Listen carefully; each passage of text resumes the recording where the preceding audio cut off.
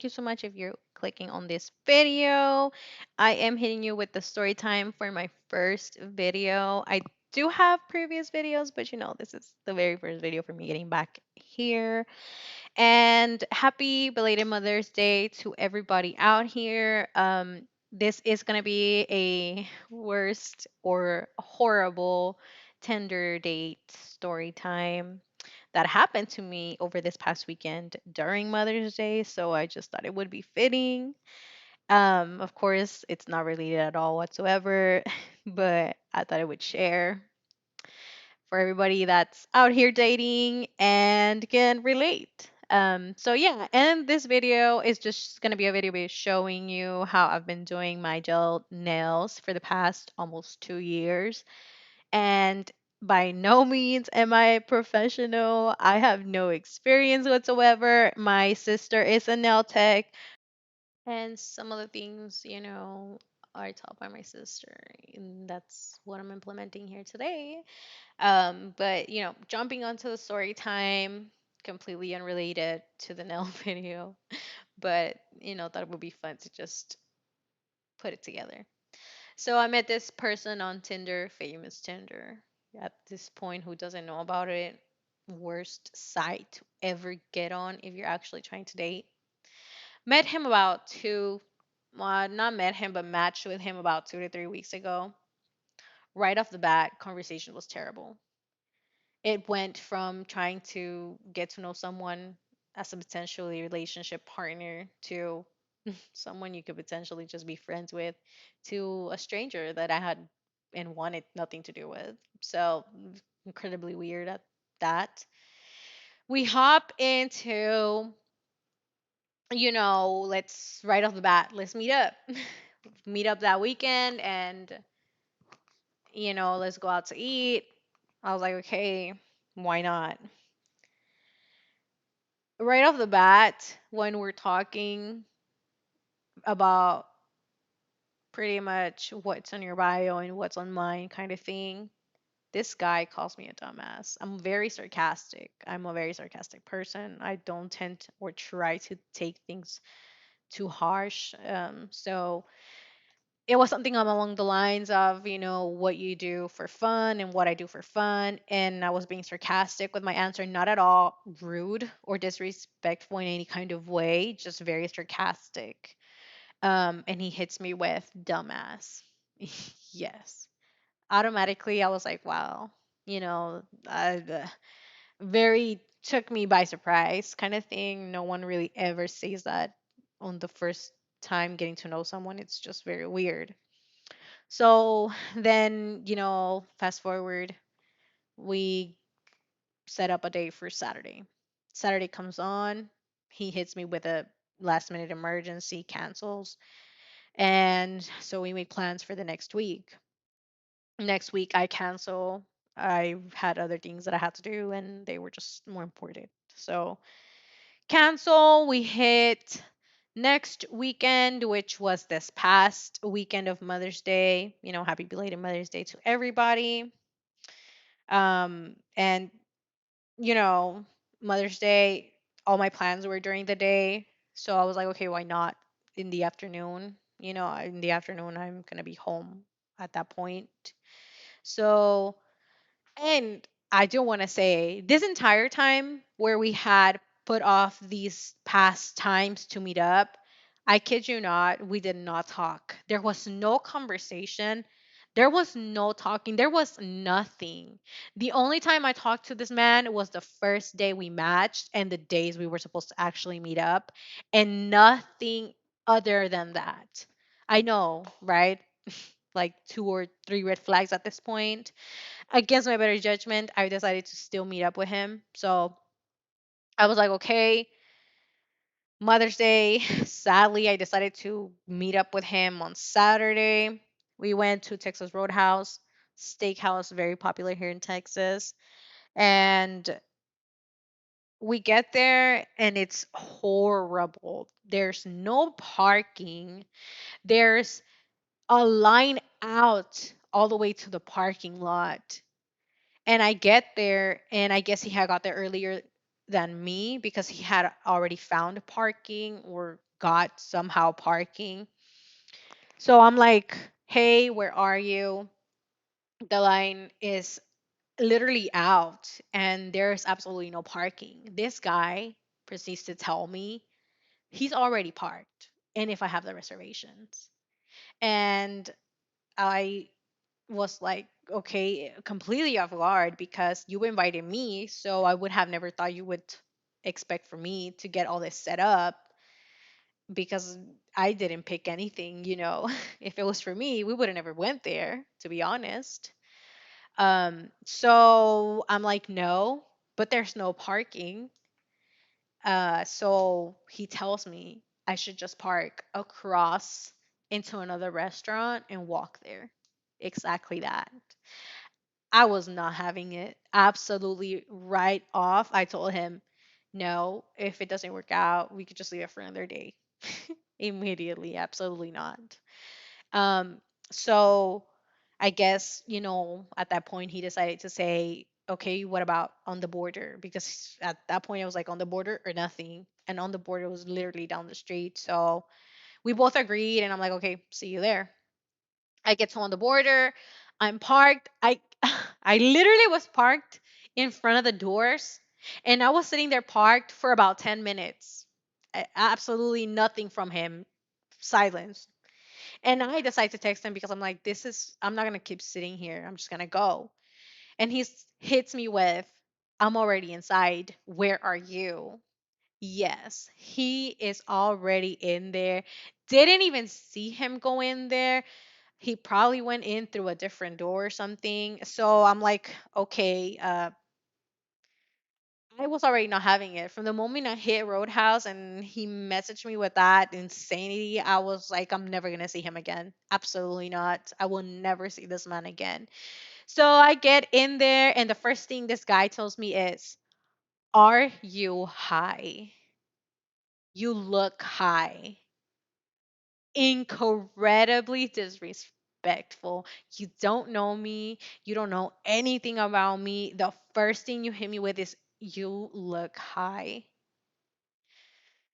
I was caught so off guard by him so many times. He kept saying random things out of nowhere. And all I would do is laugh. What else am I going to do? Because at this point, I know I'm never going to see you again, ever. So we're ordering the food. He orders food. I was not having it. So all I did was order a drink, which was like $8 or so. And I say that because when I order stuff like that, like drinks, they're pretty pricey most of the time wherever we go. So I don't plan on letting you take care of it. I'm just gonna pay for it, and that's that because I knew I'm never gonna see you again. And men are crazy out here, so you're not gonna be hitting me with you owe me such and such. If you're gonna hit me up with you owe me $8, it's not gonna happen. It's never gonna happen. So we start to talk and I'm like here like in my head fighting like he wants to talk, he wants to get to know each other, but at this point I don't care about it. I don't care to do that because I'm never going to see you again. So I'm very reserved. I'm talking to him, but you could tell obviously that I'm not exactly telling him everything because I don't want to share too much details. I already know I'm never going to see you again. So, as we're getting into the conversation, first thing that was incredibly off the charts, we start to talk about conversation on topic of catfishing, and I told him, you didn't have any pictures on there, and then he hits me with, you didn't either, so you could have been a catfish too. And I was like, I all I could do was laugh. I promise you, majority of this was a comedy. So I tell him, I have more pictures than you. You literally only had one in one of your car. So he starts to kind of go off on me in a very passive aggressive way. And I'm like, I just it gave me a little bit of hesitation to come meet you. I told him straight up, because I'm not someone who's gonna keep things or sugarcoat things, you could say. So I tell him, you know, it's kind of crazy that you're calling me a creep, because he was calling me a creep for, being so, he would call me secretive because I didn't want to tell him anything about me, and I didn't want to give him my phone number and all this other stuff. And he kept pushing that so much that I had to tell him that a lot of the times on Tinder, you're just not gonna find what you're looking for. So it's a waste of your time to try and tell people anything unless the vibe is there. And the vibe was not in this one. So I was like, trying to say it in a nice way. So then when we're talking about the picture situation, he proceeds to tell me I could have been a big, fat, 300-pound black girl that could catfish him. And he said this the loudest out of the entire things that he was saying. And then he starts to make jokes about it. I never have wanted to run off on someone so bad. And all I could do was laugh and just not say anything anymore, because I wanted this to be over so bad. And I did not know what to say, because I made it very clear to him that I did not like how he was saying things. So as we're talking and he's saying all this inappropriate stuff with, like, he has no manners, I made it came off very clear. I could not hide it at that point that I was not interested. He was never going to see me ever again. And I guess something I said about that, he kind of took it the wrong way. And he's like, that's great. I wouldn't be feeling any kind of way. Quote unquote, this man said, I wouldn't really care. It won't make me feel any kind of way. So that automatically, we were both trying to get out of it. But I was still, conversating. And because I didn't mean it in any kind of way, he took it in a very bad way, because he was being very disrespectful. So as we're there, because he had just got his food, we're talking about other things. And this man proceeds to say that I'm ghetto. That's right. He starts to call me ghetto. I was done with him. I was completely done with him.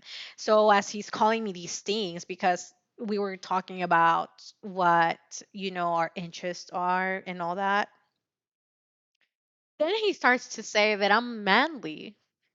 Because I don't share this on here, this is my first video, but I'm a girl in the cart community. So a lot of my activities are very, you could say, masculine compared to other girls.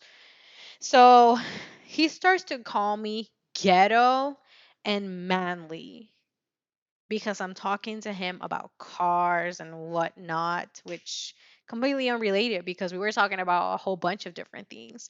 And then he tells me the only reason I matched with you is because you said you like to travel. I didn't even care at that point, because as soon as I walked out that door, I was never going to see him again. So fast forward to the end, this guy, it starts to be rude, straight rude and disrespectful. And I guess he could tell that I was not having it anymore at all, not even anything. My patience was non existent. So we get the check and he pays. And I was like, "You have sell?" Because I was going to sell him those $8. I did not care. We knew right off the bat that I was clear I was never gonna see him again. So I'm like, "You have sell?" And he laughed He laughed and he said, "It's whatever, I got it." That's exactly what he told me in the most passive aggressive kind of way that you can say it. And I was like, laughing and trying to change the conversation to something else.